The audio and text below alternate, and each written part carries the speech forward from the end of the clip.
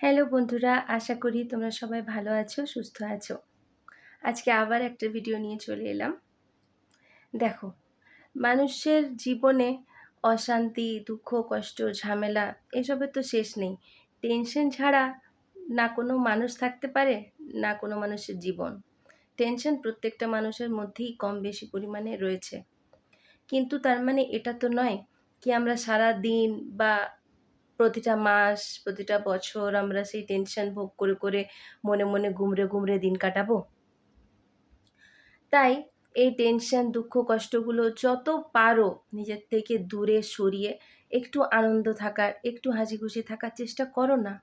ক্ষতি কী? হ্যাঁ, কখনো, কখনো আমরা মনে করি যে লোকে জানে আমার এই অবস্থা। তা সত্ত্বেও যদি আমি হাসিখুশি থাকি, লোকে কী বলবে? আত্মীয়স্বজন কী বলবে? পাড়া-প্রতিবেশী কী বলবে? কী বলবে? আর তারা যদি কিছু বলেও তাতে কী বা আসে যায়? সত্যি কথা বলতে আমরা যখন কষ্টটা পাই, তো সেই কষ্টটা তো একান্ত আমাদের নিজের। সেই কষ্টটার ভাগ করে নিতে তো কেউ আসে না। সেই কষ্টটা যখন আমাকে একা বয়ে নিয়ে বেড়াতে হয়, তখন আজকে যদি আমি নিজের মতো একটু খুশি থাকার চেষ্টা করছি, তো সেটাতে ক্ষতি তো কিছু নেই।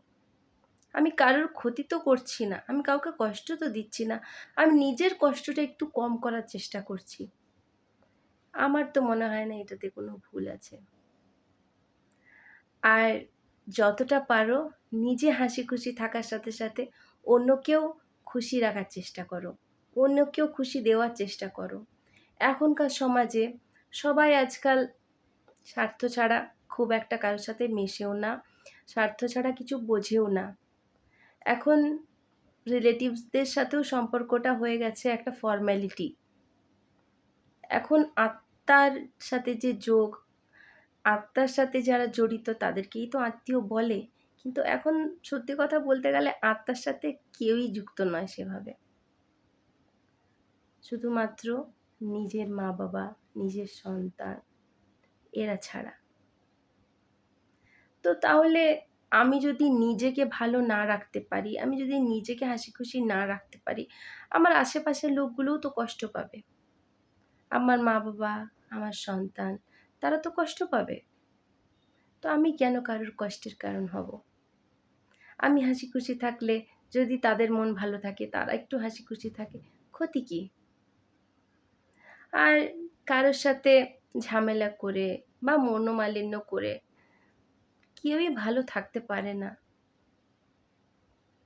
যদি কথা কাটাকাটি হয় কারোর সাথে দেখবেন যে আপনিও হয়তো দুটো কথা বললেন বা সেও হয়তো দুটো কথা বলল।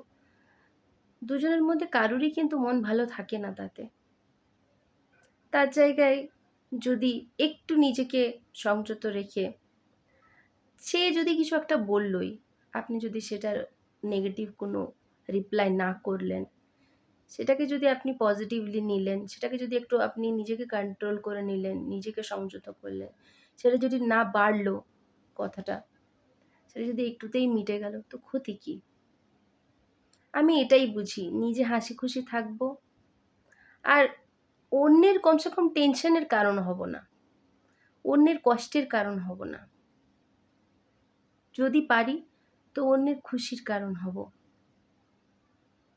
তাই এইটাই চেষ্টা করা উচিত যে আমিও হাসিখুশি থাকবো, আমার আশেপাশের লোকগুলোও হাসিখুশি থাকুক, আনন্দে থাকুক। কারোর জন্যে কিছু ভালো বলবো, কারোর জন্য কিছু ভালো করব। ভালো যদি নাও করতে পারি, কারোর খারাপ করব না। কারণ কারোর ক্ষতি করতে গিয়ে শেষ পর্যন্ত কিন্তু আমাদেরই ক্ষতি হয়। সেই মুহূর্তে হয়তো মনে হয় যে আমি ও আমার এই ক্ষতিটা করেছিল, আমি ওর এই ক্ষতিটা করলাম, ভালো করেছি, বেশ করেছি। কিন্তু না, সেই মুহূর্তে আপনি আপনার নিজের ইগো স্যাটিসফাইড হলেও আপনি কিন্তু মনে, মনে ঠিক ভাবেন যে না আমার এটা হয়তো করাটা উচিত হয়নি বা এটা না করলেও চলতো। তো কি দরকার? আফসোস করারও কোনো দরকার নেই। কারোর ওপর প্রতিশোধ নেওয়ারও কোনো দরকার নেই। সবাই নিজের, নিজের জীবনে ভালো থাকুক। ব্যাস আর কি চাই?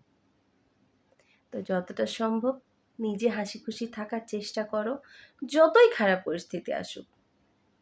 এটাই একমাত্র রাস্তা নিজেকে ঠিক রাখার, নিজেকে সুস্থ রাখার। যদি অতিরিক্ত মাত্রায় টেনশন মানুষ ভোগ করে, সে ডিপ্রেশনে চলে যেতে পারে। মানসিক অশান্তি মানুষকে মৃত্যুর দিকে ঠেলে দিতে পারে। তো আমরা কেন চাইবো যে এরকম কিছু আমার সাথেই ঘটুক বা অন্য কারোর সাথে ঘটুক? সবাই ভালো থাকুক। অশান্তি করার কোনো দরকার নেই, অশান্তিতে বাঁচার কোনো দরকার নেই। সবাই নিজের নিজের মতো করে আনন্দে থাকার রাস্তা খুঁজে নিক না। ভালো তো? আর প্রত্যেকটা দিনের সাথে সাথে এই যে আজ একটা দিন শুরু হলো, এখন দুপুরবেলা, তারপরে সন্ধেবেলা, তারপরে রাত, ব্যাস একটা দিন শেষ। আমাদের জীবনের ক্যালেন্ডার থেকে একটা দিন আমরা হারিয়ে ফেলবো। প্রতিটা দিন এরকমভাবে কমে যাচ্ছে আমাদের জীবন থেকে।